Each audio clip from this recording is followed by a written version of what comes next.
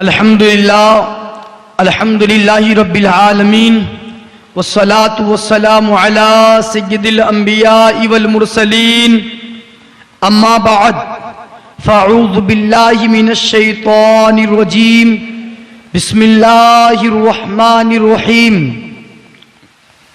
قد جاءکم من اللہ نور وکتاب مبین صدق اللہ مولانا العظیم وبلغنا رسوله النبی الامین المبین المتین الکریم ونحن على ذلك لمن الشاہدین والشاکرین والحمدللہ رب العالمین۔ آئیے ہم اور آپ سب سے پہلے آقا کائنات، مدینے کے تاجدار، دونوں عالم کے مالک و مختار، ہم غریبوں کے آقا، بے کسوں کے کس، بے بسوں کے بس، آمینہ کے لال، عبداللہ کے دلارہ کی بارگاہ میں پڑھیں درود پاک۔ اللہم صلی علی سیدنا و مولانا محمد معدن الجود والکرم منبع العلم والحلم والحکم وآلہ وبارک وسلم صلو علیہ الصلاۃ وسلام علیک یا رسول اللہ صلی اللہ تعالی علیہ وسلم۔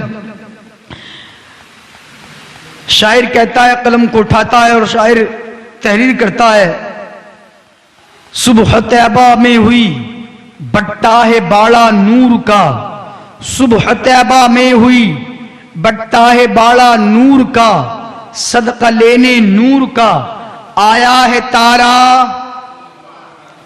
صبح طیبہ میں ہوئی بٹا ہے باڑا نور کا، صدقہ لینے نور کا آیا ہے تارا۔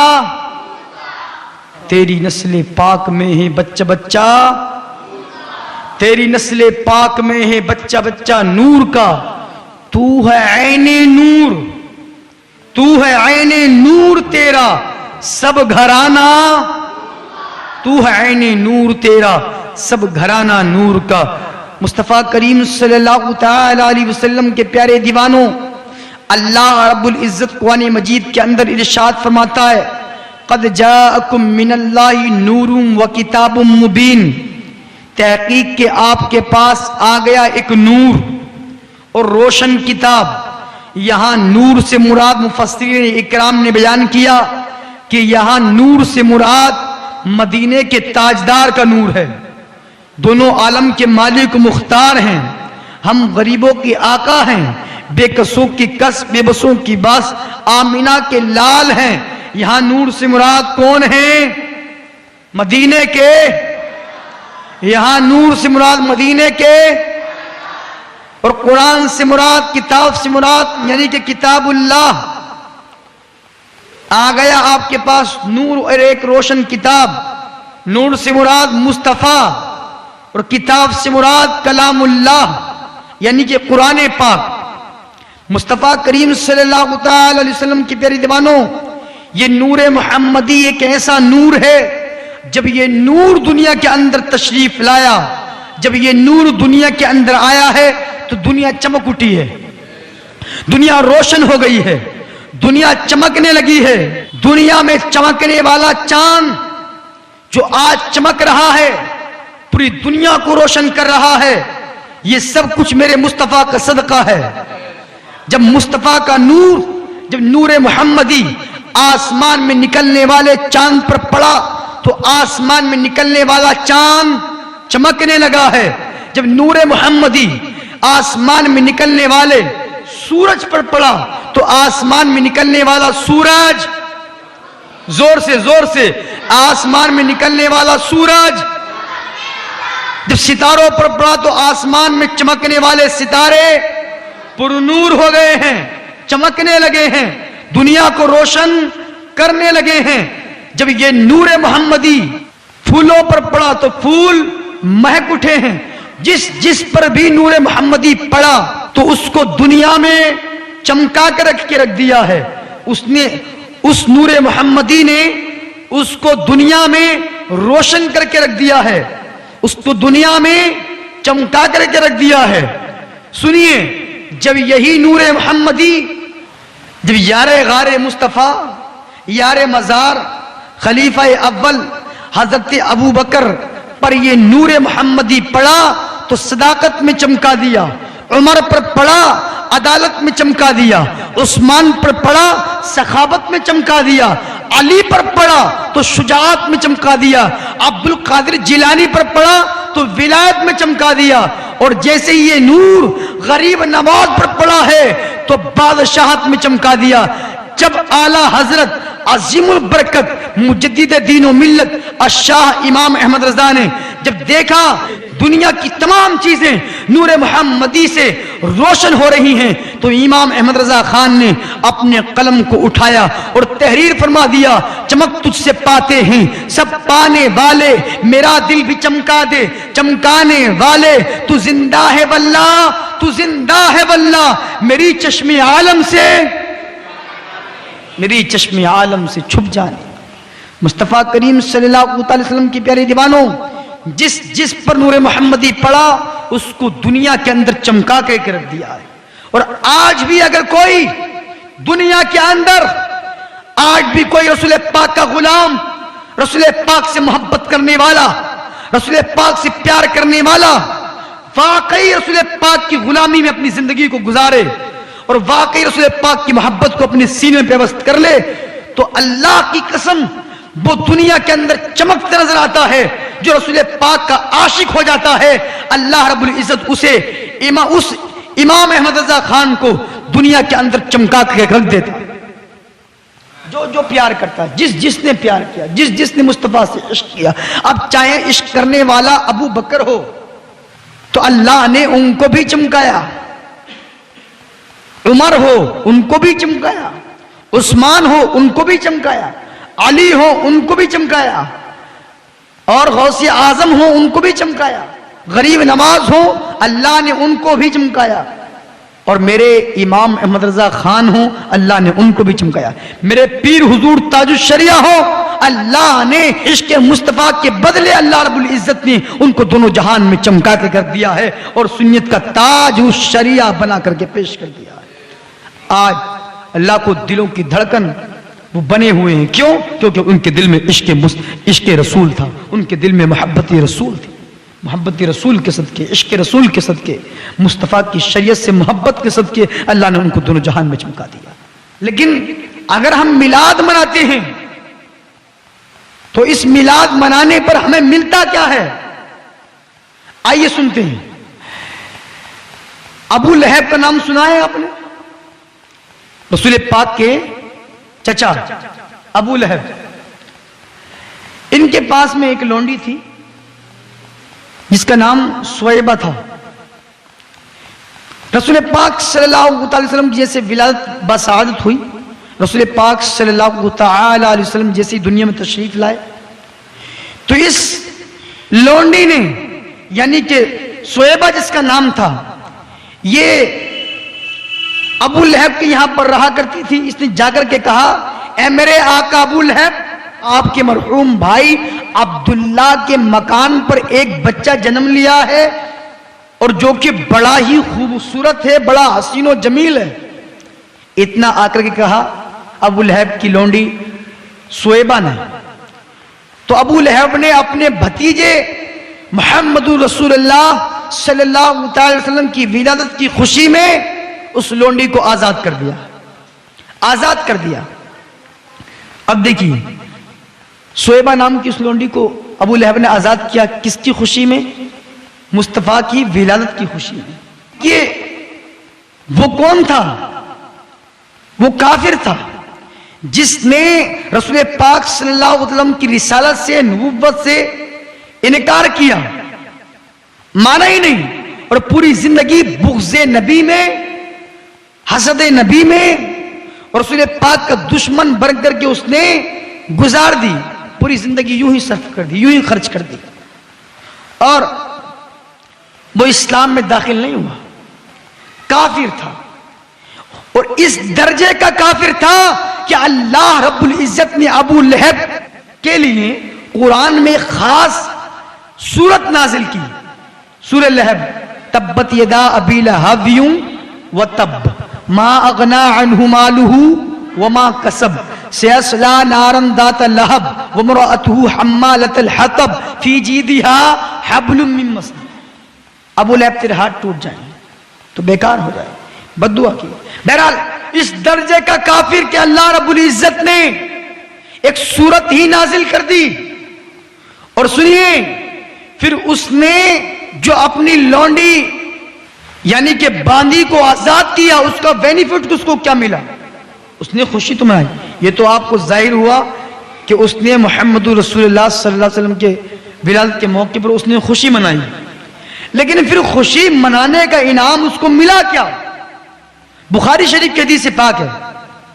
ابو لہب جو کہ کافر ہے، سنیے بخاری شریف کی حدیث پاک ہے کہ جب ابو لہب کا انتقال ہوا، جب ابو لہب مر گیا، انتقال کر گیا، اس کے گھر والوں نے اس کو دیکھا خواب میں اور پوچھا کہ مرنے کے بعد آپ کے ساتھ کیا سلوک ہوا؟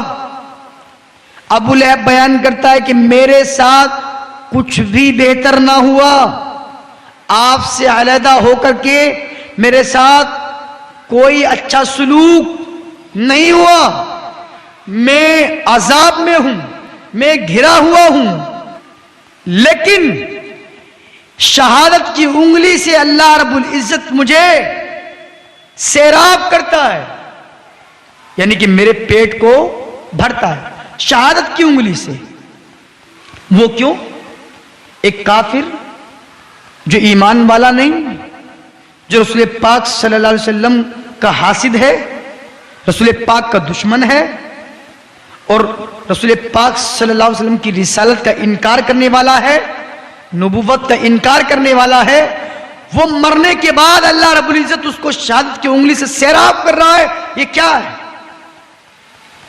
وہ کہتا ہے کہ میں اس لیے سیراب کیا جاتا ہوں کہ میں نے جب میرے بھتیجے محمد عربی صلی اللہ علیہ وسلم کا ولادت ہوئی، ان کا جنم ہوا، تو میں نے اپنی لونڈی اپنی باندی کو میں نے اس وقت اس شہادت کی انگلی سے اشارہ کرتے ہوئے آزاد کیا تھا.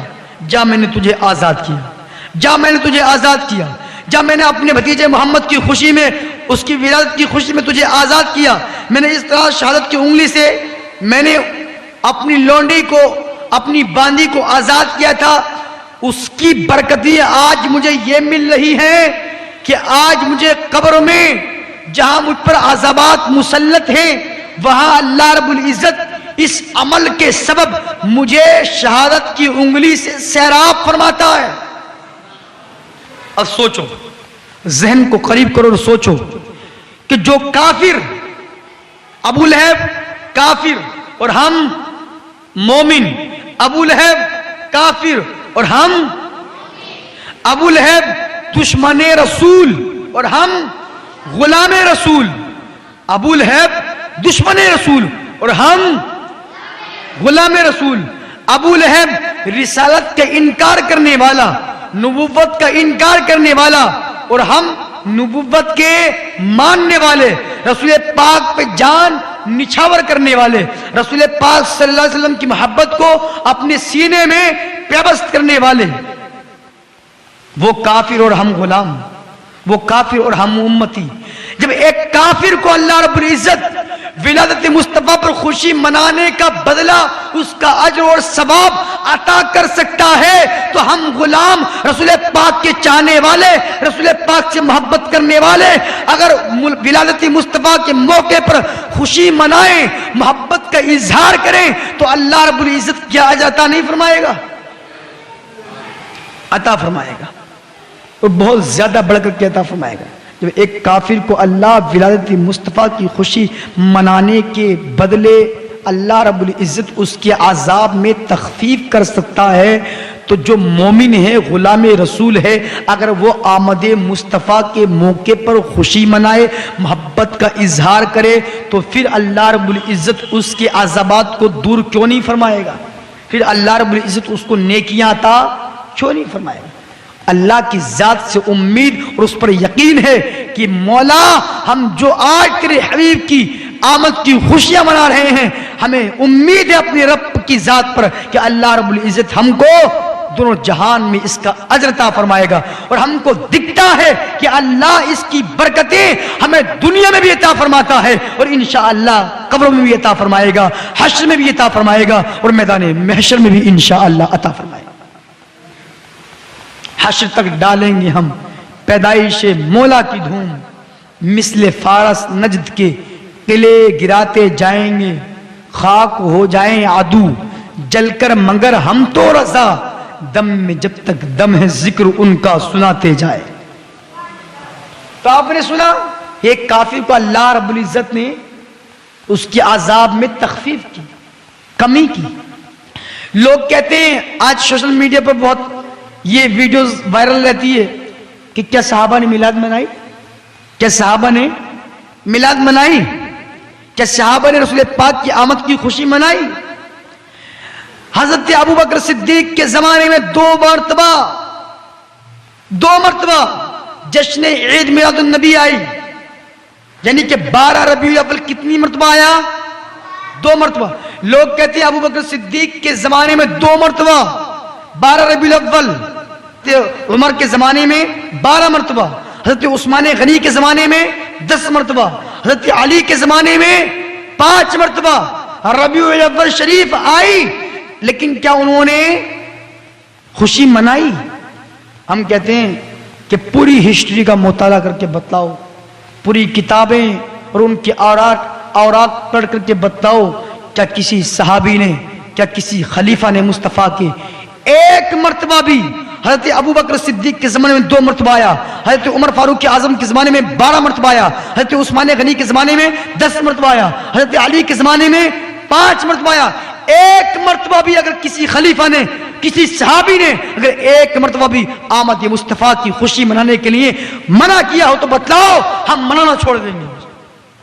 بتلائیں, ایک مرتبہ بھی کسی نے منع کیا نہیں, کیا منع, ایک مرتبہ بھی منع نہیں کیا. اور اوپر سے علامہ امام ابن حجر المکی اپنی کتاب نعمت کبریٰ کے صفحہ نمبر 7 پر یہ بیان کرتے ہیں کہ اوپر سے صحابہ کرام نے یہ بیان فرمایا کہ حضرت ابو بکر صدیق بیان کرتے ہیں اگر کسی نے آمد مصطفیٰ صلی اللہ تعالی علیہ وسلم کی خوشی میں 1 درہم بھی خرچ کیا, 1 درہم بھی اگر خرچ کیا تو وہ میرے ساتھ جنت میں جائے گا. کون بیان کرتے ہیں؟ خلیفہ اول, یار غار مصطفیٰ, یار مزار, خلیفہ اول حضرت ابو بکر صدیق بیان کرتے ہیں کہ 1 درہم بھی اگر مصطفیٰ کی آمد کی خوشی میں کسی نے خرچ کیا تو وہ میرے ساتھ جنت میں جائے. 1 درہم خرچ کرنے کا نتیجہ یہ ہے کہ صحابی رسول بیان کرتے ہیں کہ وہ میرے ساتھ جنت میں جائے گا. 1 درہم, یہ تو خلیفہ اول نے فرمایا. خلیفہ دوم حضرت عمر فاروق اعظم بیان کرتے ہیں اگر کسی نے رسول پاک صلی اللہ علیہ وسلم کی آمد کی خوشی منائی اس نے اسلام کو زندہ کیا. خلیفہ سوم حضرت عثمان غنی بیان کرتے ہیں اگر کسی نے آمد مصطفیٰ صلی اللہ تعالی علیہ وسلم کی خوشی میں کچھ بھی خرچ کیا, کچھ بھی خرچ کیا, خلیفہ سوم بیان کرتے ہیں کہ اس کا حشر شہیدوں کے ساتھ میں ہوگا. اور خلیفہ چہارم حضرت علی المرتضی شیر خدا بیان کرتے ہیں کہ اگر کسی نے مصطفیٰ کی آمد کی خوشی میں دل کھول کر کے خرچ کیا, دل کھول کر کے خرچ کیا, حضرت علی فرماتے ہیں کہ وہ مرے گا نہیں اس حال میں کہ اس کا ایمان سلامت ہوگا. اس کا ایمان سلامت, اگر وہ مرے گا تو اس کا ایمان سلامت. ارے کم بینیفٹ ہے مصطفیٰ کی آمد کی خوشی منانے کے, بہت فائدے, بہت فائدے. اور ہم تو کہتے ہیں اگر فائدے نہ بھی ہوں, فائدے ذکر نہ بھی کیے جائیں تو ہم تو بغیر دیکھے مصطفیٰ کو ماننے والے, ان سے محبت کرنے والے, ان کا کلمہ پڑھنے والے, ان سے پیار کرنے والے ہیں. اگر ان کی آمد پر خوشی بھی منائیں گے تو کیا حرج ہے؟ ان کی آمد پر خوشی بھی منائیں گے تو کیا حرج ہے؟ ویسے تو آقا کائنات کی آمد کی خوشی منانے کی بہاریں دنیا میں بھی نظر آتی ہیں اور آخرت میں بھی نظر آتی ہیں. بہرحال اللہ رب العزت ہم کو صحیح معنی, صحیح انداز میں ہمیں میلاد مصطفیٰ کرنے، جلوس محمدی نکالنے اور اپنی یہاں پر چراغاہ کرنے کی توفیق عطا فرمائے۔ اور میں یہ کہوں، میں نے پہلے بھی کہا کہ یہ پیغام ہے نوجوانوں کو، یہ پیغام ہے نوجوانوں کے نام کہ جلوس محمدی میں جائیں تو خدا را اللہ کے واسطے آپ جلوس محمدی کے اندر خرافات نہ کریں، کودے اور تھرکے نہیں، پھتکے نہیں، بلکہ مصطفیٰ کی محبت میں اس انداز سے چلیں۔ اگر اپنے تو اپنے غیر مسلم بھی دیکھے تو یہ کہتے نظر آئے یہ کون جا رہے ہیں؟ مدینے کے تاجدار کے غلام جا رہے ہیں، ان کا چلنا لاجواب ہے، ان کا چلنا لاجواب ہے، ان کے چلنے کو دیکھو، ان کے انداز کو دیکھو، ان کی رفتار کو دیکھو، ان کی گفتار کو دیکھو، لاجواب ہے۔ اور لاجواب اس لیے ہے کہ یہ مدینے کے تاجدار کے غلام ہیں، ان سے محبت کرنے والے ہیں، ان سے پیار کرنے والے ہیں۔ اور جو نبی کا ہوتا ہے، جو نبی کا غلام ہوتا ہے، جو نبی سے پیار کرنے والا ہوتا ہے، جو نبی سے محبت کرنے والا ہوتا ہے، اس کا انداز ہی نرالا ہو